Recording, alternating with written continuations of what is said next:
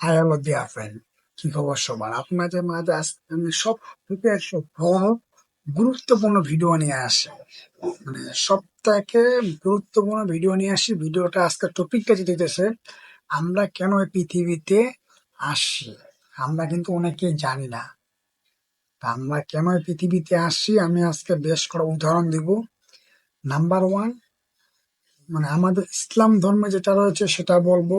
অন্যান্য ধর্মে কি বলছে যতটুকু আমি জানি সেটুকু আপনার বলার চেষ্টা করব। তারপরে বিজ্ঞান আমাদেরকে কি বুঝেছে সেটা কিন্তু আমরা আজকে ভিডিওর মধ্যে জানবো।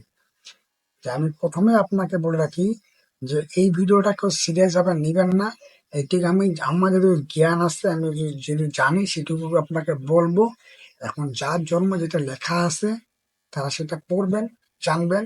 আমি কিন্তু বললাম তো প্রথমে ইসলাম সঙ্গে বলবো ইসলামে কি আছে, তারপরে আপনার বিজ্ঞান কি বলছে, আর অন্যান্য ধর্মে কি কি বলছে সেটা বলার চেষ্টা করব। আমি কিন্তু জানি যে নাম্বার ওয়ান, যে নাম্বার ইসলাম থেকে যে কথা বলে ইসলামে লেখা আছে, ইসলামে বিশ্বাস করে, ইসলাম বিশ্বাস করে যে আমরা আমরা মানুষকে সৃষ্টি করছি একমাত্র আল্লাহ তাআলার ইবাদতের জন্য। যে এখন আপনার উদাহরণ দিচ্ছি যে কি বলছে আমাদের পবিত্র কোরআন শরীফে, মানুষ এবং জিন মানুষ আমি সরি মানে আমাদের মহান আল্লাহ তাআলা যে বলছে, আমি জিন ও মানুষকে সৃষ্টি করছি একমাত্র আমার ইবাদতের জন্য। ঠিক আছে? যেটা আপনি কোরআন শরীফে যারা ইসলাম পড়ছেন কোরআন শরীফ, তারা ইসলাম সম্পর্কে জানে, তারা ভালো করে এই বিষয়টা জানে। তারপরে মানুষ পৃথিবীতে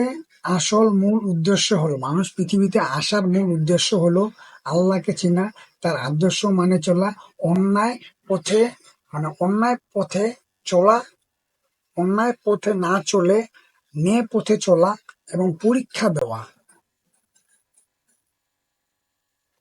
এটা মেন কথা বলছিলাম, পরীক্ষা দেওয়া। ঠিক আছে? তারপরে যেখানে আমাদেরকে মানে কি আর বলবো, কারেন্ট চলে গেল। যে আমাদের বিজ্ঞান কি বলছে, যে বিজ্ঞান আমাদের যেটা বলছে যে বিজ্ঞান বলে আমরা প্রকৃতি এক পরিণতি, এখানে কোটি কোটি বছর পরিবর্তনের ফল। যে বিজ্ঞান বলে আমরা প্রকৃতি এক পরিণতি, এখানে কোটি কোটি বছরের পরিবর্তনের ফল। আমরা এসেছি কারণ প্রকৃতি কিভাবে কাজ করছে এখানে উদ্দেশ্য এবং মূল কারণে। তবে বিজ্ঞান বলে আমরা এখন এমন একটা জাতি যারা নিজের অস্তিত্ব নিয়ে প্রশ্ন তুলতে পারে। এটা আমাদের বিষয় করা বিষয় বিষয় করে তোলে। ঠিক আছে? তারপরে কি বলছে, অনেকে মনে করে আমরা পৃথিবীতে এসেছি ভালোবাসতে, শিখতে, কষ্ট পেয়ে মানুষের কষ্ট পেয়ে মানুষের কষ্ট পেয়ে মানুষের খুঁজে পেতে আর কাউকে কিছু দিয়ে যেতে। এটি কিন্তু নয়। ঠিক আছে? তারপরে যে আরো এখানে বলা আছে, যেটা বলছে আমাদেরকে, অনেকেই মনে করে যে মানুষ মানুষ এই উদ্দেশ্যে মানুষের জীবন উদ্দেশ্য নিজেকে জানা, নিজের নিজের পরিশ্রম জানা, মানবতার জানা, কল্যাণ এসব জানা। কিন্তু এসব নয়, এসব হচ্ছে ভুল ধারণা। যে আমরা আসছি পৃথিবীতে অবশ্যই কোনো না কোনো এক কারণে। সেগুলো কারণ কি, যার যার ধর্মে যেভাবে লেখা আছে আপনি সেভাবে জানবেন। আমি আজকে ইসলাম সম্পর্কে বললাম আর বিজ্ঞান সম্পর্কে আপনাকে বুঝাইলাম। এর বাইরে হিন্দু, বৌদ্ধ, খ্রিস্টান, হিন্দু, বৌদ্ধ, খ্রিস্টান এদের যেগুলো লেখা আছে সেখানেও পড়বেন। কিন্তু সব থেকে আমি যেটা মনে করি ইসলাম ধর্মে যেটা লেখা রয়েছে সেটি 100% রাইট। কেন আজ পর্যন্ত কেউ আমাদের পবিত্র কোরআন শরীফকে ভুল ধারণা করতে পারেনি এবং পারবে না। তাই অবশ্যই আমরা যেটি আজকে আপনাকে বললাম, তা অবশ্যই আপনি একবার হলেও ইন্টারনেটে বা সোশ্যাল মিডিয়াতে এই বিষয় নিয়ে সার্চ করে দেখবেন যে ইসলামে যে বিষয়টা লেখার আছে এখানে কোনো ভুল রয়েছে। আমি তো 100% বলবো কোনো ভুল নাই।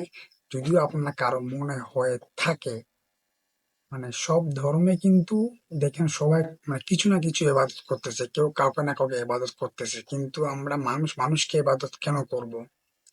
আমরা কিন্তু এটা কখনো ভাবি না। 100% আপনাকে যে বললাম, আপনি একটু সোশ্যাল মিডিয়াতে ভাবেন, মানে ভাবে দেখবেন কি রয়েছে, তা অবশ্যই আপনি জানতে পারবেন। তা বরাবর ভিডিওটা আজকে এই পর্যন্ত। যারা ভিডিওটা শুরু থেকে শেষ পর্যন্ত দেখছেন তাদের অসংখ্য ধন্যবাদ।